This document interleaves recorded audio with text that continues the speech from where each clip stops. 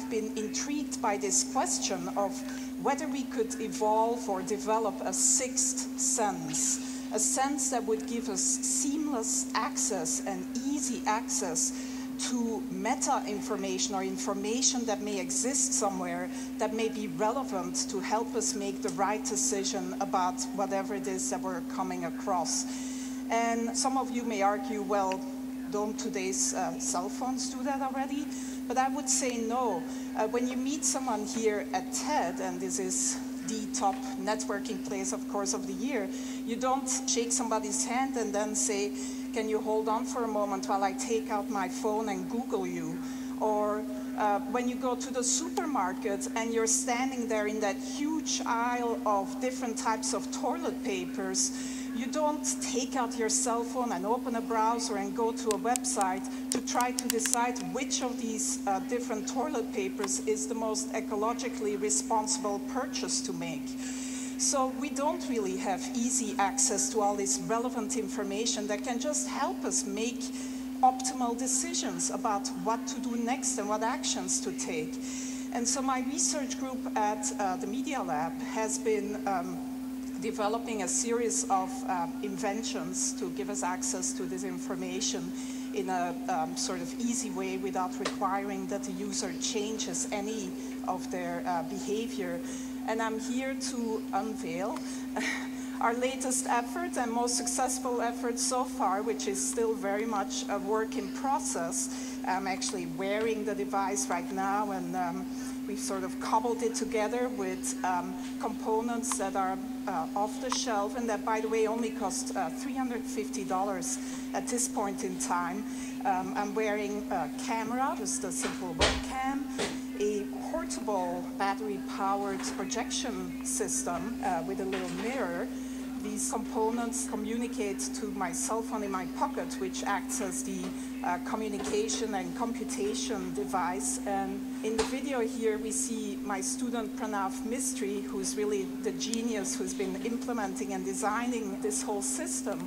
And we see how this system lets him walk up to any surface and start using his hands to interact with the information that is projected in front of him. The system tracks the 4 significant fingers. In this case, he's wearing simple marker caps that you may recognize. But if you want a more stylish version, you could also paint your nails in different colors. And the camera basically tracks these 4 fingers and recognizes any gestures that he's making, so he can just go to, for example, a map of Long Beach, zoom in and out, etc. The system also recognizes iconic gestures, such as the take a picture gesture, and then takes a picture of whatever is in front of you. And when he then walks back to the Media Lab, he can just go up to any wall and project all the pictures that he's taken, sort through them and organize them and resize them, etc. Again, using all natural gestures. So some of you most likely were here 2 years ago and saw the demo by Jeff Hahn, or some of you may think, well, doesn't this look like the Microsoft Surface table? And yes, you also interact using natural gestures, both hands, etc. But the difference here is that you can use any surface. You can walk up to any surface, including your hand, if nothing else is available, and interact with this projected data. The device is completely portable and can be...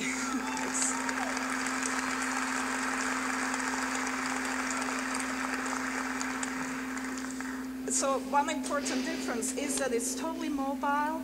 Another even more important difference is that in mass production, this would not cost more tomorrow than today's cell phones, and would actually not sort of be a bigger package and could look a lot more stylish than this version that I'm wearing around my neck. But other than letting some of you live out your fantasy of looking as cool as Tom Cruise in Minority Report, the reason why we're really excited about this device is that it really can act as one of these sixth sense devices that gives you relevant information about whatever is in front of you. So we see Pranav here going into the supermarket, and he's shopping for some paper towels.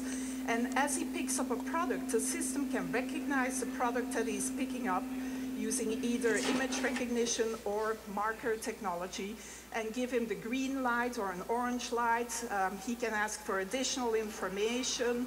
So this particular choice here is a particularly good choice given his personal criteria. Some of you may want the toilet paper with the most bleach in it rather than the most ecologically responsible choice. But if he picks up a book in the bookstore, he can get the Amazon rating, gets projected right on the cover of the book. This is Juan's book, our previous speaker, which gets a great rating, by the way, at Amazon. And so Pranav turns the page of the book and can then see additional information about the book, reader comments, maybe sort of information by his favorite critic, etc.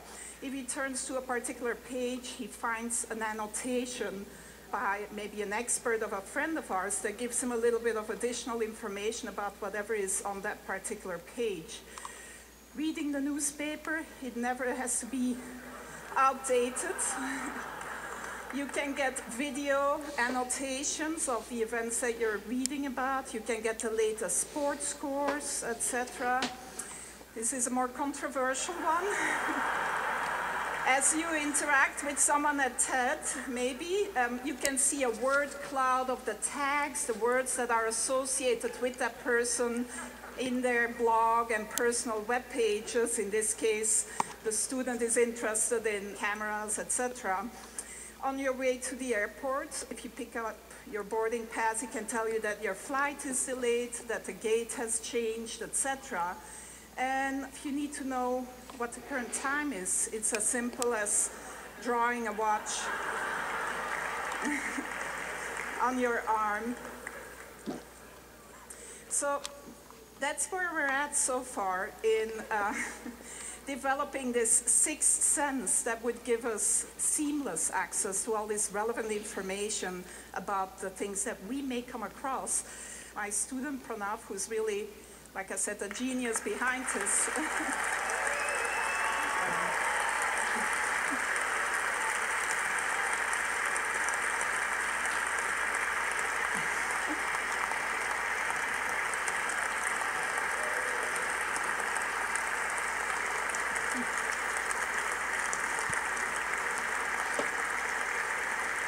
He does deserve a lot of applause because I don't think he's slept much in the last 3 months, actually.